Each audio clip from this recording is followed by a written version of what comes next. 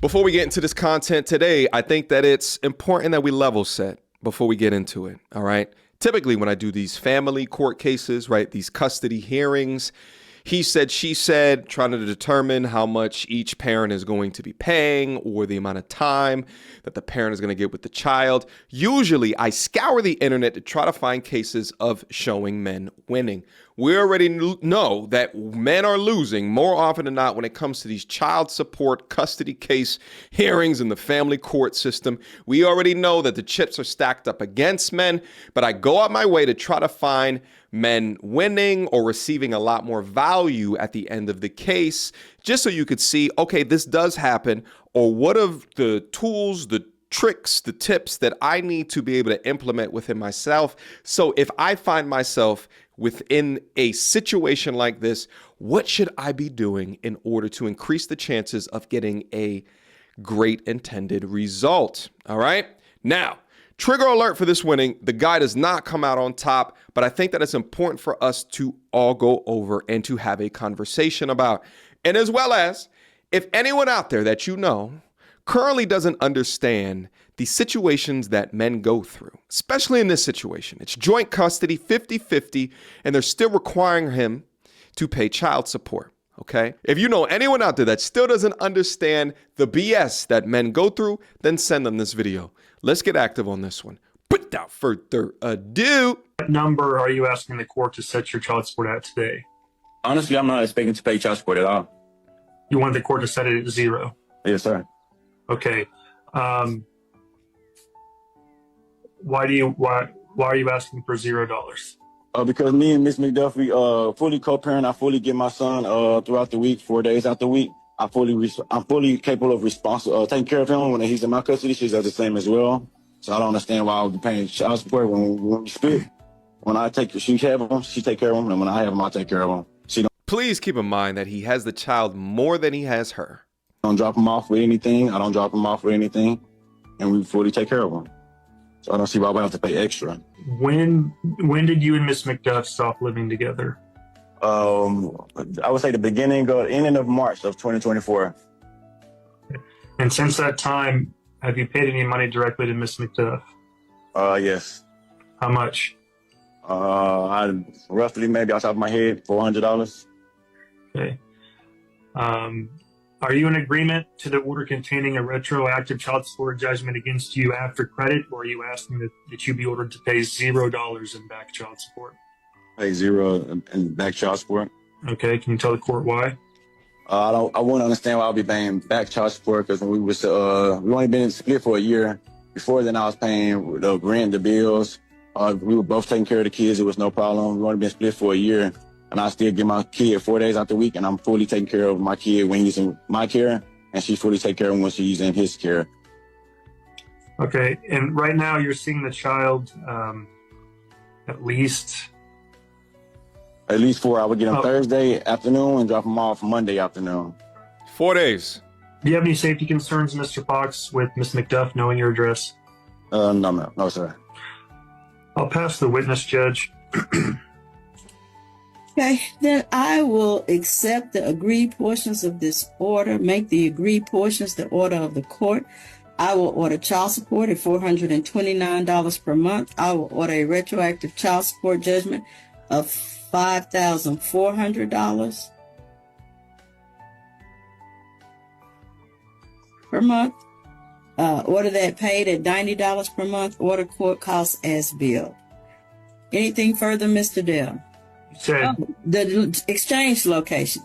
The exchange location will be at the residence of the child. Mr. Fox, it is your obligation to pick this child up and take this child back home.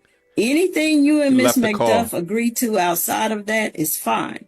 But neither one of you have safety concerns, so I don't see any reason to do a neutral exchange location. The first time that I saw this, I could not believe it. And then I thought to myself, well, am I surprised, right? Surprised that the judge, as cold, calculating, unfazed, ignored everything that the father just said. Logically speaking, the child is with the father more. So why are you making him pay child support on top of that? She's completely unfazed in hearing that. and still wants to charge him $500 a month as well as back child support. But the wild part to me is how unfazed that she is as she gives her verdict. Now, if you have a conversation with a judge, if you have a conversation with these people in the family court system, they'll say something to the effect of, well, we do what's in the best interest of the child. Bullshit. How is this in the best interest of the child? How? Help me understand how this is in the best interest of the child. It makes absolutely no sense to me. If you're saying that the best interest of the child is not about the amount of days that the child has the the parents that are currently separated within the child's life, but what's in the best interest of the child is the money that one of the parents receives. You are reducing that father to be nothing more than a paycheck because you're signaling to him that no matter how many days that you spend with your child, that you're taking care of your child while your child is with you, it just doesn't matter. The mother deserves the money. For what reason? For the child. It's complete and utter malarkey. Complete and utter bullshit. You are de-incentivizing the other party from being a more active participant within society. They're both adults. They both had the baby. It's both of theirs. She's able-bodied. Why can't she go out and get more of a job? Why can't she go out and work more hours? 4 days out the week, the child is not even with her. So why grant her more money to sit on her ass for the lifestyle increase? It makes no sense to me. All right? I would get it more if it wasn't 50-50. If it was 90-10 and the mother is busting her ass in order to make ends meet and needs financial assistance.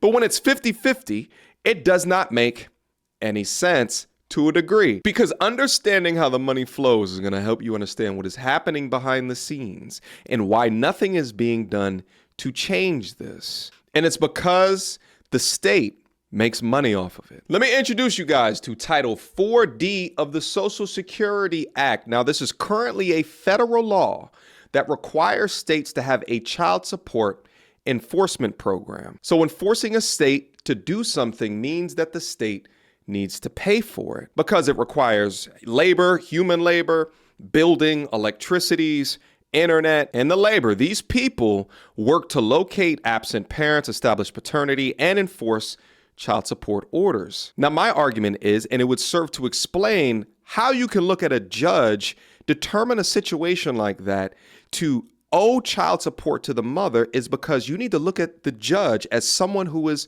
meeting a quota. Because Title 4D creates a system where corrupt actors can work to exploit the law for personal gain. Because not only do the states receive financial incentives from the federal government to run these programs, but then you incentivize everyone working for the state to work in a manner to reach revenue goals, to reach profit goals, so that they're not operating at a loss. So they dress it up like they're trying to do what's best for the child.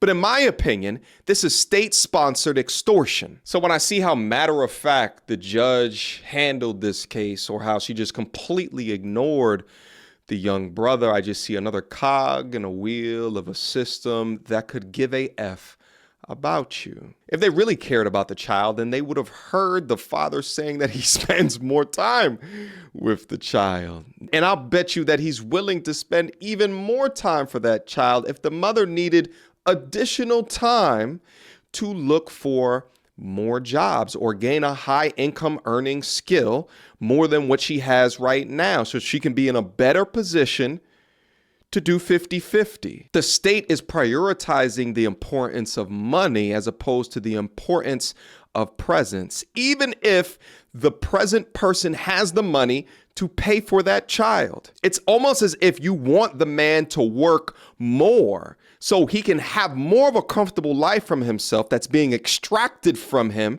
to the other party. And if he works more, he'll have less time that he'll be able to have that child. But this current system doesn't incentivize the person receiving the funds to do anything more, to do anything better. Sort of like my argument and video that I did on Section 8 housing. You are de-incentivizing the person that's receiving the checks from improving their situation. And the money that gets sent over is untracked, so you don't know what it is that she's spending the money on. You think in a time period where you could put whole math equations in the AI and it can solve it for you, we can figure out how to track the mother's expenses. Like being able to prove that she's utilizing it for the child as opposed to her own lifestyle. You would think that would be something that they would prioritize. Oh, but wait, they don't give a shit about that. They want to extract as much money as possible because the more money that they get from you, the more revenue that they make. And I can hear some women that's down up into the comments saying something to the effect of, well, he can just file as well. We all know that fathers don't file as much as mothers, okay? Most of that is due to the pure pride that men have, being able to support the child by themselves. But let me pose the question to you. Do you think that what happened here today was fair? Do you think that the parent that has most of the parenting time should be paying child support? $500 a month at that?